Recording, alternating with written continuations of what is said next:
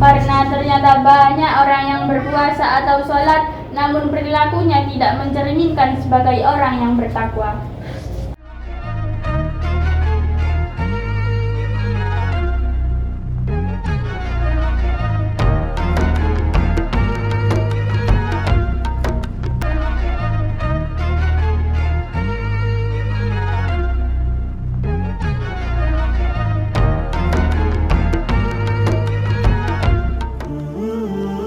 Assalamualaikum warahmatullahi wabarakatuh.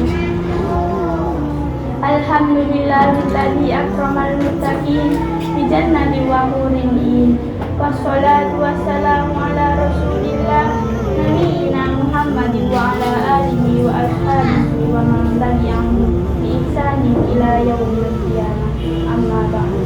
Pertama-tama dan yang paling utama, marilah kita panjatkan puja dan puji syukur kita kehadirat Allah Subhanahu wa Ta'ala yang telah melimpahkan rahmat dan nikmatnya kepada kita semua, sehingga pada kesempatan kali ini kita masih diberi kesehatan dan kekuatan untuk bersuaria menjalankan ibadah kepada Allah.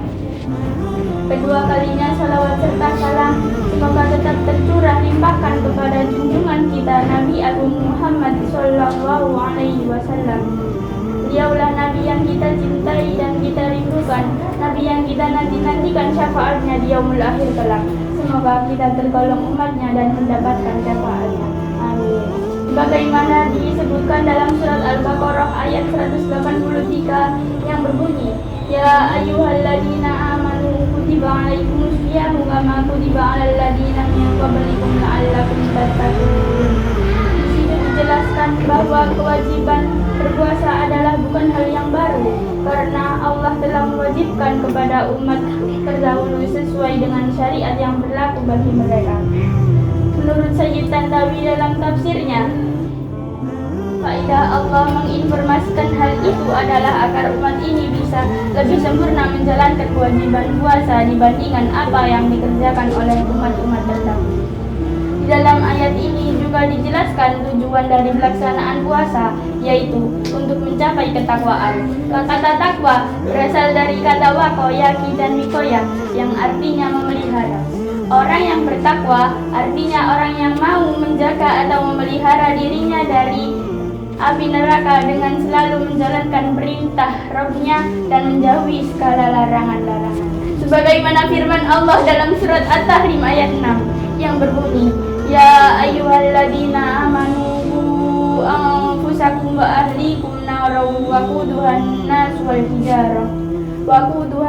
wal hijaratu 'alaiha malaikatun ghiladun la ya'sunallaha ma amarahum wa yaf'aluna ma yu'marun. Al-ayat Sadaqallahul Adzim, yang artinya, wahai orang-orang yang beriman, peliharalah dirimu dan keluargamu dari api neraka yang bahan bakarnya adalah manusia dan batu, serta menjaganya adalah malaikat-malaikat yang kasar dan keras, yang tidak durhaka kepada Allah terhadap apa yang diperintahkan kepada mereka. Dan oleh sebab itu, takwa sebagaimana disebutkan dalam sebuah definisi adalah merupakan konsekuensi logis dari keimanan yang kokoh yang dipupuk dengan muraqabatullah, merasa takut terhadap murka dan azabnya, serta selalu mengharapkan limpahan karunia dan ampunannya. Jamaah yang dimuliakan oleh Allah, sebagaimana dikatakan oleh seorang ulama, akan terlindungi dari perbuatan tercela. Hatinya diliputi rasa takut kepada Allah sehingga senantiasa terjaga dari perbuatan dosa. Di malam hari mengisi waktu dengan kegiatan beribadah, lebih suka menahan kesusahan daripada mencari hiburan. Rela merasakan lapar dan haus, merasa dekat dengan ajal, sehingga mendorongnya untuk memperbanyak amal kebajikan. Dari sinilah sebagian ulama menyatakan, At-taqwa jima'u kullil khair. Artinya, takwa adalah kumpulan dari seluruh kebaikan, baik kebaikan pribadi maupun kebaikan sosial. Nilai puasa semacam inilah yang ditegaskan oleh Rasulullah Sallallahu Alaihi Wasallam dalam berbagai sabdanya. kaum muslimin dan muslimat yang berbahagia, muncul pernyataan, karena ternyata banyak orang yang berpuasa atau sholat namun perilakunya tidak mencerminkan sebagai orang yang bertakwa. Jawabannya adalah bahwa sholat, puasa, dan ibadah yang lainnya tidak otomatis mampu membuat seseorang menjadi takwa.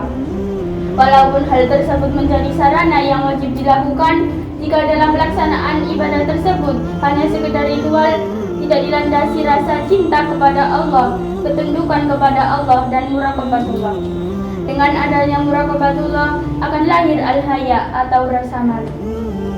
Rasa malu karena dilihat Allah, inilah yang akan mampu mendorong untuk berbuat kebaikan dan menjauhi larangan. Dalam hal ini Syekh Mustafa As-Sibai memberikan saran dengan mengatakan, apabila Anda terdorong untuk berbuat kemaksiatan, maka tahanlah dengan mengingatlah Allah. Jika tidak tertahan, maka ingatlah akhlak para salafus saleh. Jika tidak juga tertahan, maka ingatlah malu jika terlihat orang. Apabila kemaksiatan tersebut tetap tidak tertahan, maka ketahuilah bahwa ketika itu Anda telah berubah menjadi hewan. Jamaah yang dimuliakan Allah, apabila seseorang telah mampu mencapai dan mengistiqomahkan ketakwaan, maka berbagai keistimewaan akan Allah berikan kepadanya, baik di dunia maupun di akhirat. Di dunia antara lain, Allah memberikan solusi terhadap problemnya, diluaskan rezekinya, dimudahkan urusan hidupnya, dicurahkan berbagai keberkahan dari langit, disayangi Allah, malaikat, dan seluruh alam, serta dijaga dari kejahatan musuh. Adapun di akhirat, diantaranya takwa menjadi syarat terkabulnya amal, pelebur dosa, dan pelipat pahala, dan tentunya menjadi syarat pewaris surga. Tidak hanya menjadi pewaris surga, mereka orang-orang yang bertakwa juga menjadi penghuni VIP di surga. Sebagaimana firman Allah dalam surat Maryam ayat 85, Yauma nahsyurul muttaqina ila rahmani wafda.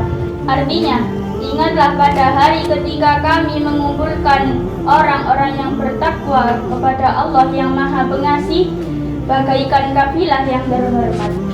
Demikianlah pengertian sekilas tentang takwa dan keutamaannya. Mari kita berdoa, semoga Allah selalu menganugerahkan pertolongannya kepada kita semua, sehingga mampu menjadi orang yang bertakwa. Amin. Sekian yang dapat saya sampaikan. Apabila ada kesalahan, saya mohon maaf yang sebesar-besarnya. Wabillahi taufiq wal hidayah. Wassalamualaikum warahmatullahi wabarakatuh.